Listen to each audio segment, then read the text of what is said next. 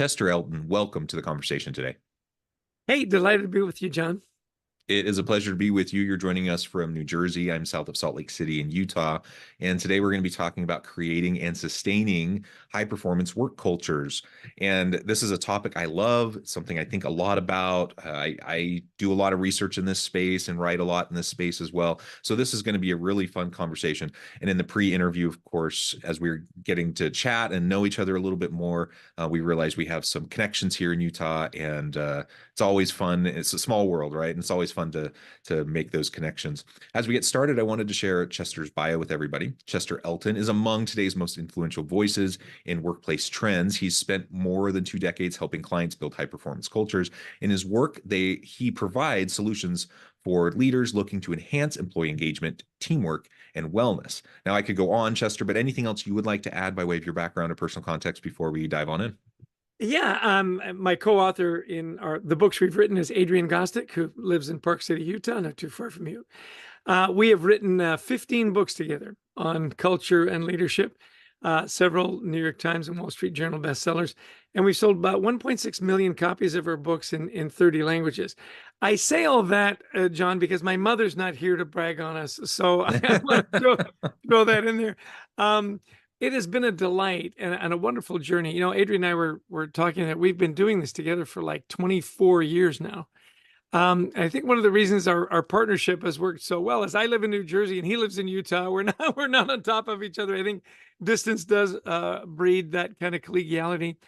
And as we talk about high performance cultures, it's been really interesting to watch the changes in leadership and teams and cultures, particularly with the global event of the pandemic and how that changed so many things. So I'm eager to hear your views as to what you think and where things are going, and see if that matches up with our research and what we're writing about as well. Yeah, very cool. It's definitely been an interesting few years, hasn't it? And looking at how things have been evolving, shaped and evolved over the last few decades, moving into hyper transition with technology and the global economy and things like the pandemic. All of that has tremendous impacts on how we engage with each other, how we do the work that we do, how work itself is designed and arranged, which of course is going to change what's needed, if we're talking about creating and sustaining that high performance work culture.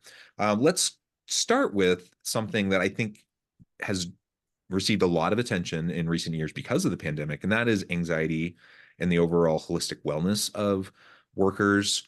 How do you see that fitting in to this broader conversation around high performance work culture?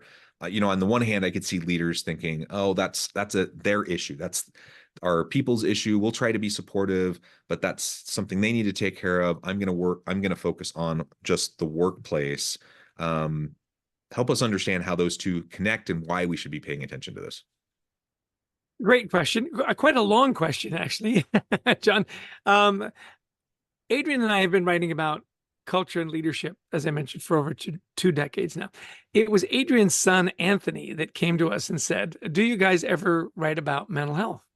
Well, I'm the tail end of the baby boomers. Adrian is a classic Gen Xer. And we looked at him with a sort of a wry smile and said, absolutely not.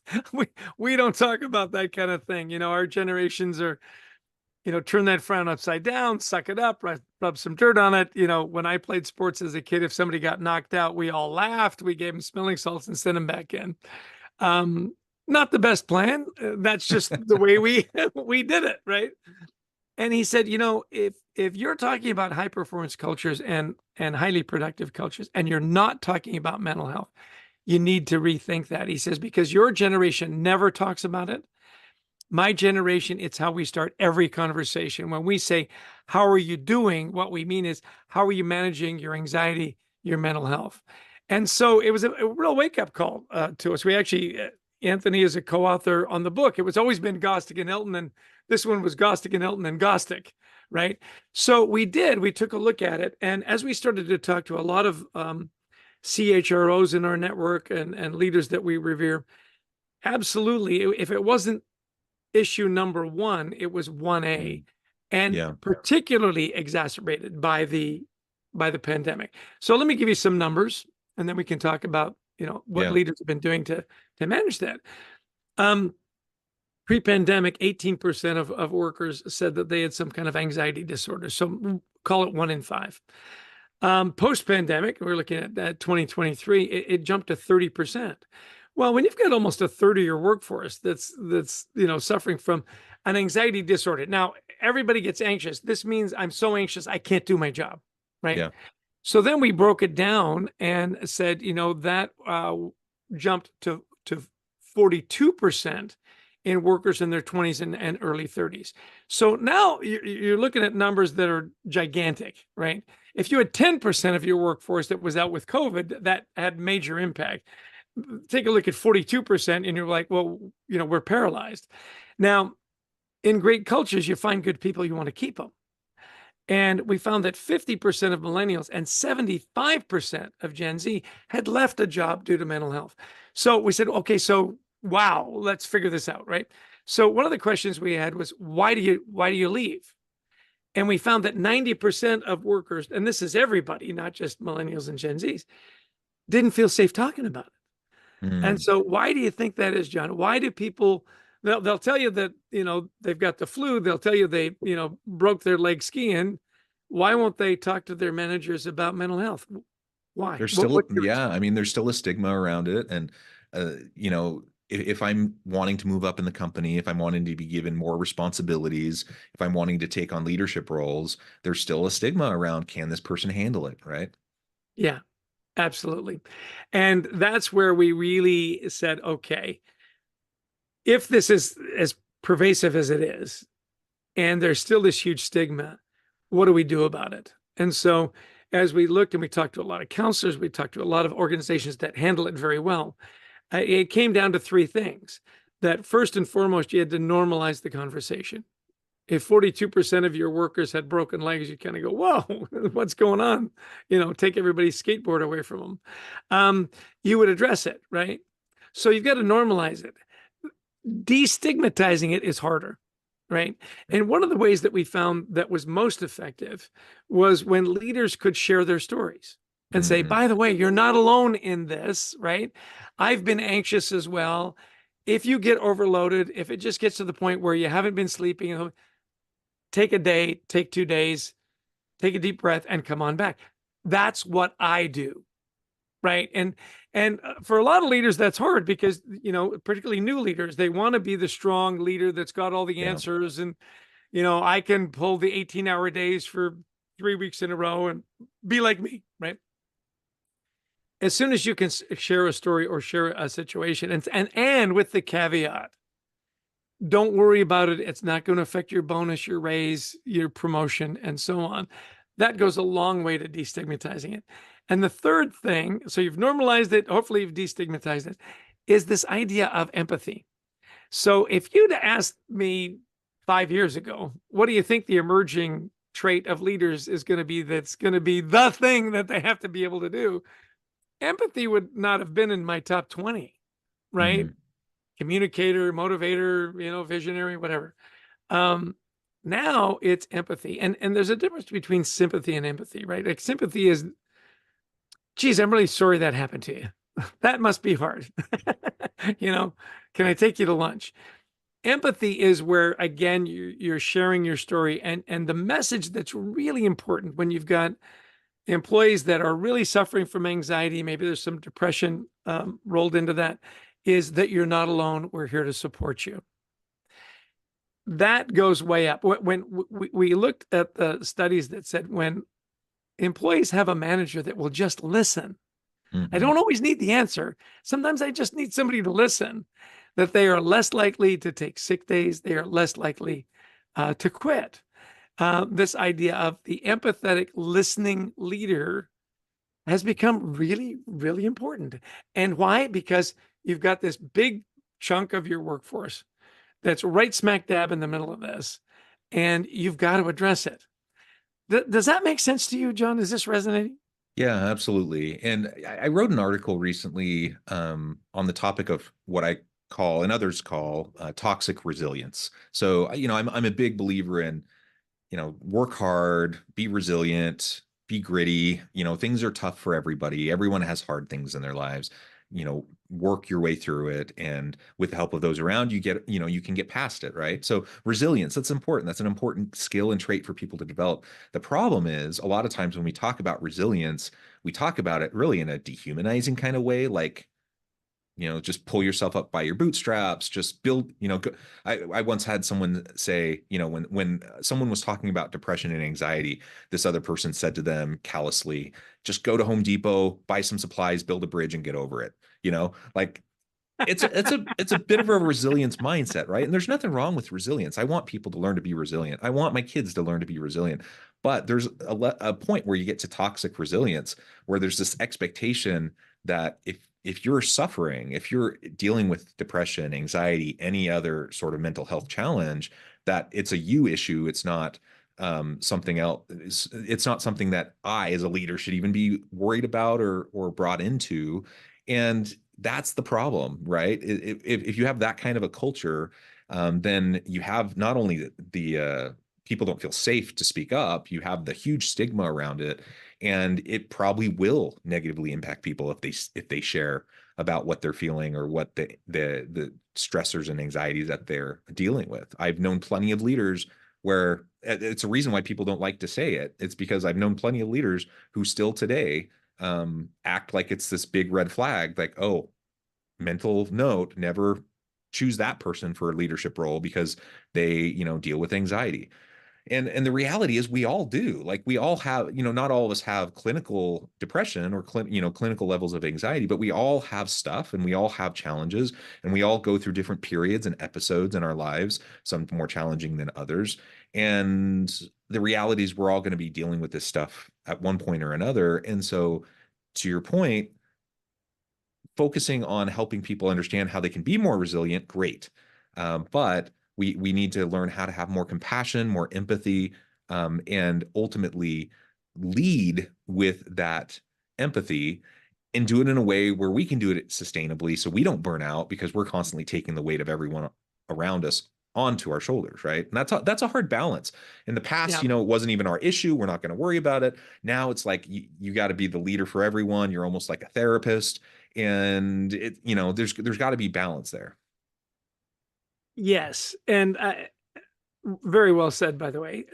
The thing that I don't want the message to be is that all of a sudden we've got to be soft, we've got to be less demanding, and I guess it really doesn't matter if we get the work done or not. Right? Right. That's not the message. The message is, as you figure this out, you will be able to instill more resiliency in your people, and you will get more done, and you'll get it done faster and at a higher level. And more importantly than all of that, you'll keep your really smart, good young people Yes. that are looking for a reason to succeed. They're not looking for a reason to fail. We looked at the generational divides and how we react to each other. And of course, it's very general and there's always exceptions. Yeah. What you're saying is, my generation, it looks at the younger generation and say, look, you're soft, right? You don't want to work. Your work ethic isn't all that great. By the way, you don't dress very well either, and don't even think about playing your music when I'm around.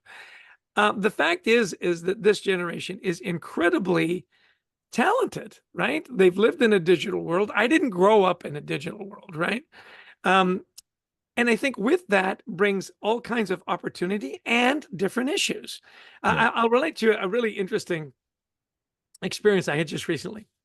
So I'm with this group of leaders in our town, and we were had this retreat on how are we going to deal with each other and deal with problems in the city and so on and so on and so on. And they said, we got to show up for each other. And when we're together, we need to focus. I said, great. I said, what would you think? And we meet once a month for 2 hours. It's not onerous, right? So what would you think if during our 2-hour meetings, we turned off our phones? John, you would have thought that I've asked them to give up a kidney. It was like, absolutely not. My kids are in school and I got to be, and this and this and this and this. Now, I was by far the oldest guy in the room. And I said, really, 2 hours? I said, when Google meets in their headquarters for any meeting, you're told to turn off your phone, not silent, not vibrate. It's off. That's Google. Half of you have Google phones, right? Mm-hmm. Why can you not take 2 hours and disconnect? Well, I've got to be available for my kids. I got to be blah, blah, blah, blah. And it occurred to me that we live in a society that is so subtly stressful. Mm-hmm. I've got an Apple Watch, as like a lot of people do. It's buzzing me all the time. Yeah. I'd like to figure out how to turn most of those off. And yet every time it buzzes, I look at it because, it might be something important. You and I are recording this podcast. I turn my phone off. I can turn my phone Yep. off for 30 minutes or 90 minutes. Most people can't. I've got a dear friend. He's a partner in a big firm. And I said, we'll call him Jason because, that's his name. And I said, Jason, do you ever turn off your phone? Like ever? He goes, never. I said, what about when you're sleeping? He goes, nope. I said, so you're sleeping, it buzzes in the middle of the night. You wake up and look at your phone. He goes, absolutely. I said, why would you do that? He says, I don't want to miss something. Now, think about that. So I think as leaders and managers, we've got to understand that these generations are connected 24/7. Yeah. So how do we feed that in a really positive way? How do we create some boundaries in a really positive way that says, hey, every now and again, it's okay. Like, it's okay for you to not respond to emails at 11:30 at night. Mm-hmm. And I'm going to model that. I am not going to send you anything over the weekend. There's nothing that can't wait till Monday. And give people space to breathe, to recuperate, and to build in some of that resiliency. The biggest thing that I would want your leaders to know, and we've talked about generational leaders and all these, and they've all heard it before. Great. Here's what I want you to do. I want you to get to know each and every one of the people that report to you. And I want you to know their stories. Because if I know where you come from, how you got here, what you want to accomplish while you're here, and where you want to be 2, 3, 4 years from now, that gives me your story. It allows me to understand your work ethic, your educational background, your family, hopefully some of your hobbies, your passions. What is it you want to accomplish while you're here? And where do you want to go? And my job as leaders to help you get there. Well, if we've got that relationship, I can put you in a situation to succeed. I can maximize your talents. I can help you get where you want to go, which, by the way, may not be with our company 2 to 3 years from now. And that's fine. And that's fine. See, we're seeing leaders, John, have gone from command and control to sort of team to, the diversity inclusion, which is still very important, to look, I want a coach, I want a teacher, I want a mentor. If you want to be remembered as a leader, if you want to have influence, teach.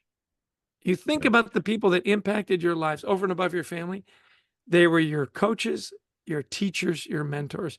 You've got to change that mindset to say, okay, how do I coach them up?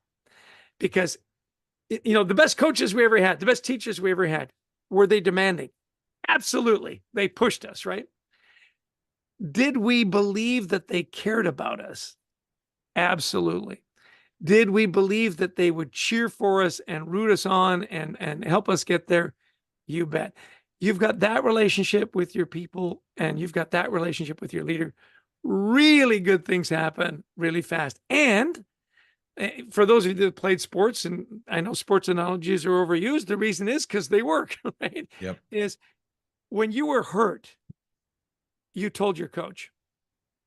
They'd call a play for you or whatever, and you'd say, you know what, coach? I can barely walk. Well, same thing, right? Coach, I'm overwhelmed. I got a ton of stuff going on at home. I'm worried about my elderly parents. I need to take a day. Or 2. And a good leader says, take care of yourself. We'll fill in behind you. We're cheering for you. Can I call you Monday? Absolutely. You see how the dynamic has changed dramatically? Be a teacher, be a coach, in be a fact, mentor. I would say I totally agree. The best leaders, they're the coaches, the mentors, they're the teachers. They're the ones that are pouring into their people to develop them, to help them fulfill their potential.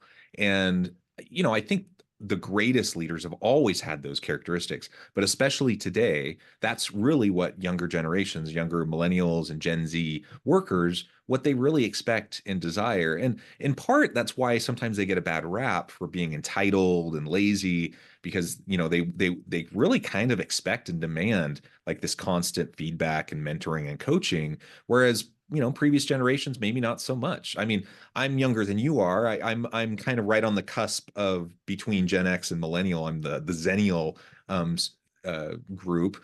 And I certainly remember early in my career, thinking, feedback was great, coaching and mentoring was great, but it wasn't something I could expect. And it was something I had to kind of, just learn the ropes. And younger people just expect to have that happen for them more naturally, consistently, right? And as a professor, I'm teaching students, and I'm teaching them about good, effective organizations and good leadership and how to do things effectively.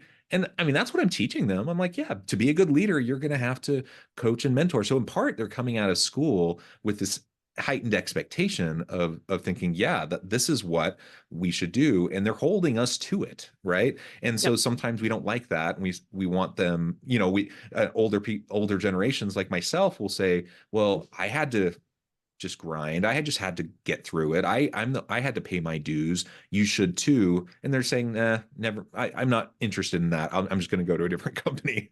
And so that's part of the dynamic here. And there are certainly, I mean, there's always generalizations with generational discussions, right? And certainly any generation has its lazy people and its entitled people and whatever. When I look at the students of today, that I teach, I'm like, oh my gosh, these students work so freaking hard. They're working way harder than most of us students did back when I was in college, balancing all these different things and, work and school and family life and all these different things way more than I ever had to do as a student.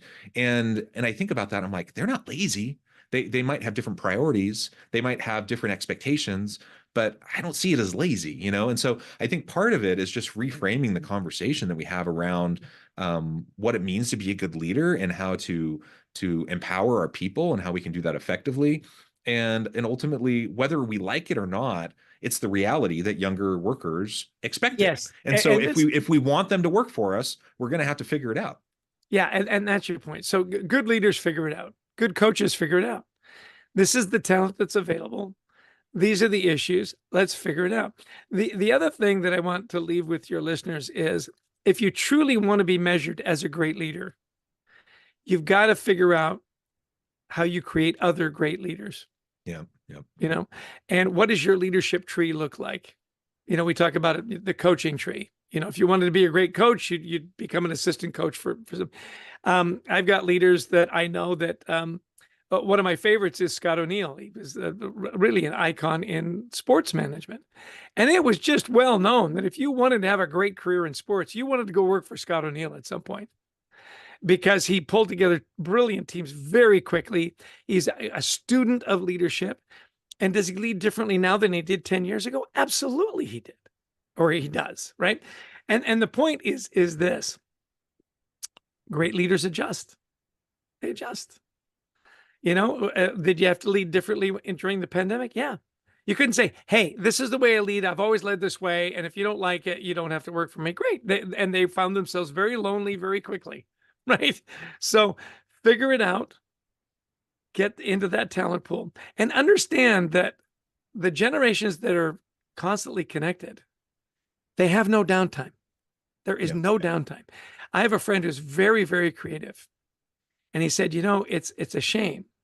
Creativity, one of the elements of great creativity, I love this, by the way, is boredom. Yeah. Be bored. Go do nothing. You don't always have to be connected. You don't always have to be streaming. You don't always have to be, doing whatever. Turn off your phone, walk out, sit on the dock and watch the sunrise for an hour. Let your mind relax and be bored. And see, great leaders and great coaches give their teams time off. Just take a break, take a breath, leave your phone. I'll tell you what's really interesting. I've developed this habit with our family. When it's time to eat, I leave my phone in my office and say, look, I can have a meal for an hour and just focus on the family. It's okay. I give myself permission to enjoy a meal for an hour. So I guess, as we're wrapping up, mental health and anxiety in the workplace, if it's not the number one issue in a lot of organizations, it's 1A. And the good leaders figure it out. If you can Normalize the conversation, destigmatize, and empathize. And if you know your people's stories, and be excited about this talent and where they're going, you're going to be fine. You're going to have lots of people want to work for you. And as we looked at productivity and innovation, it all goes up when people feel safe to talk about mental health, when you've got things in place to help people with mental health, not just talking to your leader. You know, I was at a wonderful dinner. The CHRO of MasterCard was there. They've got a program where you can certify to be a mental health champion. Mm. And they have over 500 employees that volunteered to go through the training. They're available at all different levels of the organization. You can call them anytime. Who doesn't want to work for those guys? You know what I That's mean? incredible. They got it. They put it where they put their money where their mouth is, and they're getting incredible results and incredible people joining their team. So it can be done. Don't despair, right? Figure it out, move forward. It's a better way to lead. It's a better way to teach. And the ripple effect of those great leaders is beyond the workplace, into people's families, into their communities. Figure it out. And by the way, the best way to figure it out, buy Anxiety at Work, this great book that Adrian Gostick and we wrote. It's available at fine bookstores everywhere. 8 ways to deal with anxiety in the workplace. And they're simple, easy to understand, hard to implement. Absolutely. Give you the data, give you the tools. We're very passionate about giving people ways to make their workplaces better. And that's my sermon. I'm sticking to it, John. Very well said, Chester. Thank you so much. It's been a real pleasure. I encourage the audience to reach out, get connected, find out more about what Chester can do for you. Check out the book. And as always, I hope everyone can stay healthy and safe, that you can find meaning and purpose at work each and every day. And I hope you all have a great week.